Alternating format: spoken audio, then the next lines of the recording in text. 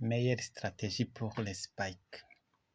Bonjour à tout le monde, c'est vraiment un grand plaisir pour moi de vous retrouver encore une fois sur cette chaîne YouTube Tumenya TV dans cette nouvelle vidéo sur la meilleure stratégie pour les spikes. Dans cette vidéo, je vais vous montrer une manière très simple d'attraper les spikes avec précision. Vous êtes sur la chaîne YouTube Tumenya TV, une chaîne sur laquelle passe de nombreuses vidéos sur plusieurs thématiques. Le plus souvent sur comment générer de l'argent en ligne sans investissement ou en faisant du trading, ainsi que d'autres astuces en rapport avec comment générer de l'argent en ligne. Si vous êtes nouveau à la chaîne et que vous la trouvez intéressante et bénéfique, veuillez vous enregistrer et activer la cloche de notification. Comme ça, vous serez toujours notifié toutes les fois qu'une vidéo sera postée. Et si vous êtes déjà abonné, cliquez tout simplement sur j'aime. Partagez et songez à mettre un tout petit commentaire, ça va vous prendre quelques secondes seulement. Avant de continuer, je vous prie de suivre cette brève introduction et on se retrouve juste après.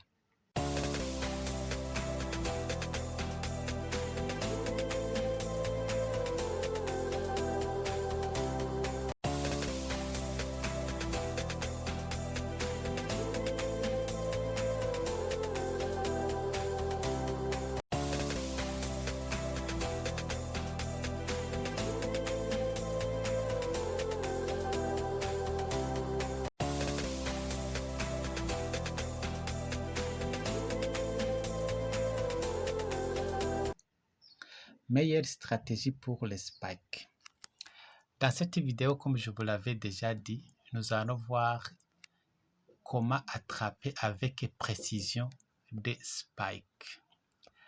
Alors, comme vous voyez ici, nous avons des indicateurs dans la fenêtre et des indicateurs dans le graphe. Alors, première condition.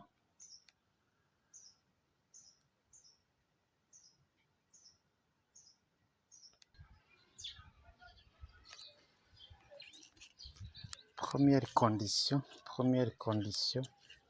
il faut attendre que la ligne bleue, ici dans la fenêtre, il faut attendre que la ligne bleue touche la ligne verte ici. Il faut attendre que la ligne bleue touche la ligne verte. Et puis, une fois cela effectué, vous allez attendre un spike. Vous allez attendre un spike comme c'est le cas ici. Si alors le spike dépasse la ligne médiane ici, la ligne du milieu de notre Bollinger Band, vous allez attendre le pullback. Vous allez attendre le pullback. Une fois que les bougies approchent cette ligne, vous allez alors prendre une position et puis vous allez gagner ce spike. Voilà. Comme vous le voyez ici par exemple, comme vous le voyez ici, vous voyez qu'ici il a touché et puis ici le spike a dépassé la ligne, mais ici il n'y a pas eu un spike. C'est-à-dire que vous devez savoir où mettre votre stop loss. Voilà, il n'y a pas de stratégie 100% sûre, mais vous devez savoir où mettre votre stop loss. On peut par exemple regarder ici. Vous voyez que la ligne a touché, la ligne bleue a touché la ligne verte. Vous attendez le spike. Une fois le spike, si les bougies commencent à descendre, vous allez prendre les positions, vous allez gagner ce spike. Voilà. Je pense que vous voyez comment on fait ça. Vous allez aussi attendre que les bougies approchent la ligne bleue ici. Vous prenez position et vous gagnez ce gros spike que vous voyez ici. Voilà, c'est aussi simple que ça.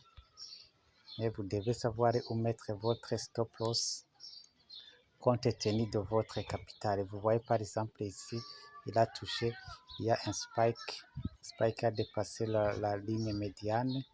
Et puis il y a retournement, il y a le pullback. Vous prenez position et vous gagnez ce gros spike. Voilà, c'est aussi simple que ça.